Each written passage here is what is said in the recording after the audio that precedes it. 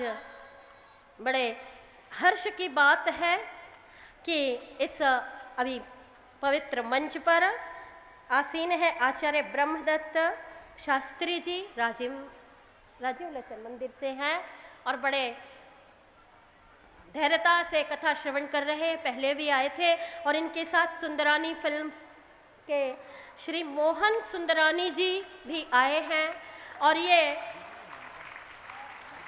इनके लिए जोरदार तालियां इसीलिए बजाना है क्योंकि ये भी भारतीय संस्कृति की रक्षा के लिए कार्य कर रहे हैं। बेटी बचाओ,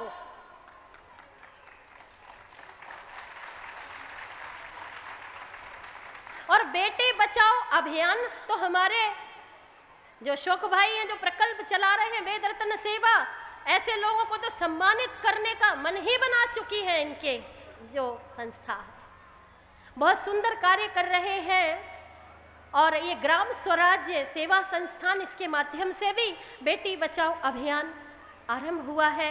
4 लाइन बेटियों के ऊपर पढ़ रही हूँ, आगे और समय मिलेगा तो करूंगी क्योंकि आज समय का अभाव है। कि बोए जाते हैं बेटे,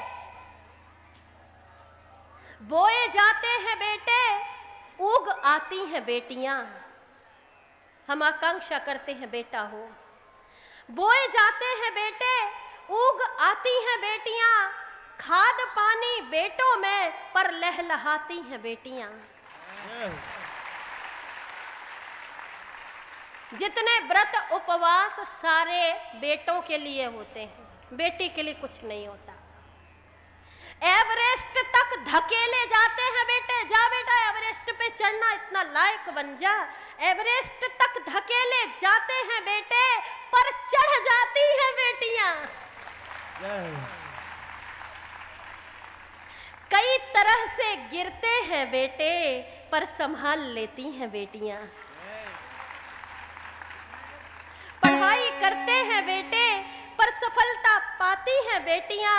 कोई कुछ भी कह ले, कोई कुछ भी कह ले, अच्छी हैं बेटियां, बड़ी अच्छी हैं बेटियां, बड़ी अच्छी हैं बेटियां। बोलो जय श्री कृष्णा। आपके इस अभियान की सफलता के लिए मैं बहुत बहुत आपको साधुवाद देती हूँ कि आप ऐसे कार्य करते रहें और समय पर मेरी आवश्यकता महसूस करें तो मैं जरूर आपके साथ खड़ी हूँ। बोलो जय श्री कृष्णा। जय श्री कृष्ण। तो मथुरा के राजा हैं उग्रसेन। उग्रसेन ने पुत्र के लिए तपस्या की, यज्ञ किया, रानी गर्भवती हुई, वन विहार के लिए गई तो द्रुमिल नाम के राक्षस की छाया उसके ऊपर पड़ गई। नतीजा कंस गर्भ में आया, कंस का जन्म हुआ। जन्म होते ही ज्योतिषियों ने कहा कि ये तो बड़ा आताताई निकलेगा, तो जाकर के उग्रसेन ने कंस को नदी में बहा दिया, यमुना में बहा दिया। लेकिन यमुना में वासुदेव के पिता शूरसेन तपस्या कर रहे, भजन कर रहे थे, तो वासुदेव के पिता शूरसेन उसे उठा करके ले आए और अपने घर में पाला। एक दिन नारद जी ने बता दिया कंस को कि तेरे पिता हैं उग्रसेन, तुझे यमुना में बहा दिया था। जैसे ही कंस को पता चला, कंस ने भारी तपस्या की और तपस्या करके शिव को प्रसन्न किया और वर मांगा कि मैं किसी से ना मरूं। तो शिव ने भी वरदान दे दिया कि अच्छा ठीक है, तुम साधारण व्यक्ति से नहीं मरोगे, ये धनुष ले जाओ, लेकिन याद रखना इस धनुष को जो तोड़ेगा कंस वो तुम्हें छोड़ेगा नहीं। एक तो इस धनुष को कोई तोड़ेगा नहीं और जो इस धनुष को तोड़ेगा वो तुम्हें छोड़ेगा नहीं कंस। बोलो जय श्री कृष्ण। जय श्री कृष्ण। एवं मस्तु कहकर अंतर ध्यान हो गए भोलेनाथ। अब यहाँ पर कंस ने सीधे अपने पिता को जेल में डाल दिया, चाचा को जेल में डाल दिया। मथुरा पर चढ़ाई करके बहन देवकी की ओर देखता है तो उसे चिंता होती है, उसके मन में प्रेम जागृत हुआ और कंस ने देवकी का सुंदर विवाह रचाया वासुदेव के साथ। वासुदेव के साथ देवकी का विवाह रचाया और कह रहा है कि देखो मैं स्वयं इसे विदा करने के लिए जाऊंगा। स्वयं रथ हाँक रहा है और रथ हाँकते हुए बार बार कंस वासुदेव से क्षमा मांग रहा है कि देखो मेरी बहन बड़े नाजों में पली है, इसका ध्यान रखना, कुछ उल्टा सीधा हो जाए तो मुझे कहना। बड़ा समझा रहा है अपने वासुदेव को। देखो वासुदेव का रथ हाँका है कंस ने और अर्जुन का रथ हाँका है कृष्ण ने। लेकिन जब कृष्ण ने रथ हाँका तो गीता का ज्ञान दिया और कल्याण किया, मुक्ति प्रदान की। लेकिन जब कंस ने रथ हाँका तो क्या किया? जेल में डाल दिया। बोलो जय श्री कृष्ण। जय श्री कृष्ण। आकाशवाणी हुई, रे कंस, जिस बहन देवकी के पीछे इतना आनंद मनाता है, उसके ही काले पर्दे में तेरा घातक मुस्काता है।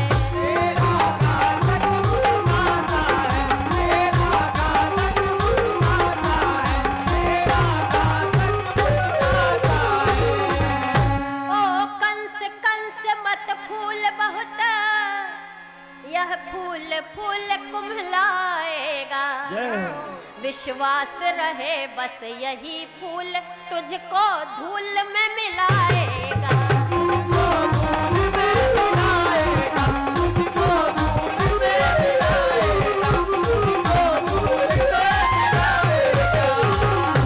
रे कंस बहुत इतरा रहा है ना, बहुत फूल रहा है ना इस बहन देवकी के पीछे, इसका ही जो अष्टम गर्भ होगा वो तेरा काल होगा। तो अगले ही पल कंस को क्रोध आया और कह रहा है कि जब वह जीवित रहेगी तभी ना इसका अष्टम गर्भ मेरा काल होगा। केश पकड़े और घसीटने लगा, रथ से उतारा देवकी को और बोला मैं इसे जिंदा ही मार डालूंगा। तो वासुदेव जी कह रहे हैं ठहरो कंस, तुम जैसे अथिरथी वीर को ये शोभा नहीं देता। तुम्हारे हाथ में कलावा बंधा हुआ है और तुमने अभी अपनी बहन का कन्यादान किया है, इसलिए तुम्हें ये शोभा नहीं देता। क्यों तुले हुए हो नाहक ही बेबस अबला के प्राणों पर, संदेह देव की पर ही है अथवा उसकी संतानों पर, अथवा उसकी संतानों पर, अथवा उसकी संतानों पर, अथवा उसकी संतानों पर। मैं प्रण पूर्वक कहता हूँ कंस, अब मोह विसर्जन कर दूंगा। इससे जो भी संतति होगी सब तुम्हें समर्पण कर दूंगा, लेकिन इसे छोड़ दो, ये अबला है, इसे छोड़ दो कंस। तो कंस ने सोचा सही बात है और उन्हें कारागृह में डाल दिया, बेड़ी पहना दी, कारागृह में डाल दिया। और जैसे ही प्रथम पुत्र हुआ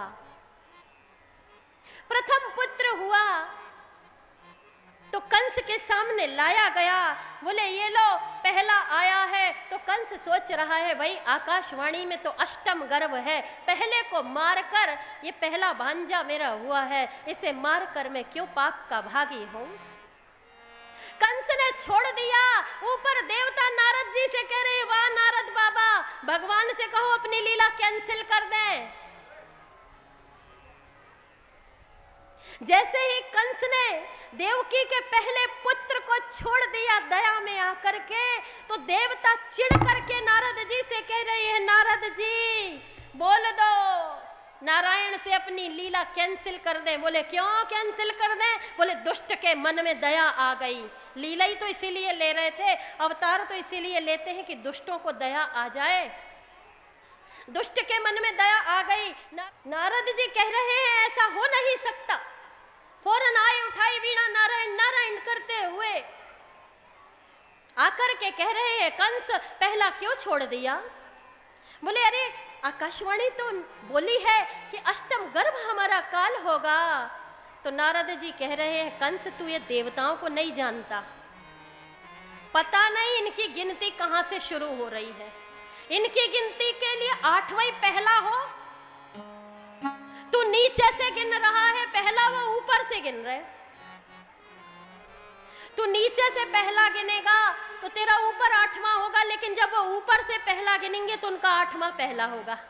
बोलो जय श्री कृष्ण। जय श्री कृष्ण। कमल का पुष्प देखा है? कौन सी पंखुड़ी पहली है नहीं जान सकते, तो कहते हैं शंख और मूर्ख दूसरे के बजाने से ही बजते हैं।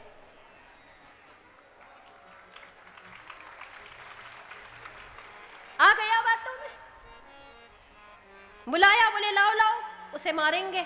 मार दिया, एक एक करके 6 पुत्र मार डाले। अब आ रहा है 7वां, क्योंकि ये 7वें हैं बलदाऊ जी, बलराम जी, शेष जी। तो इन्हें कहा, योग माया को आदेश दिया, रोहिणी के गर्भ में स्थापित कर दो। और अब आने वाला है 8वां आने वाला है।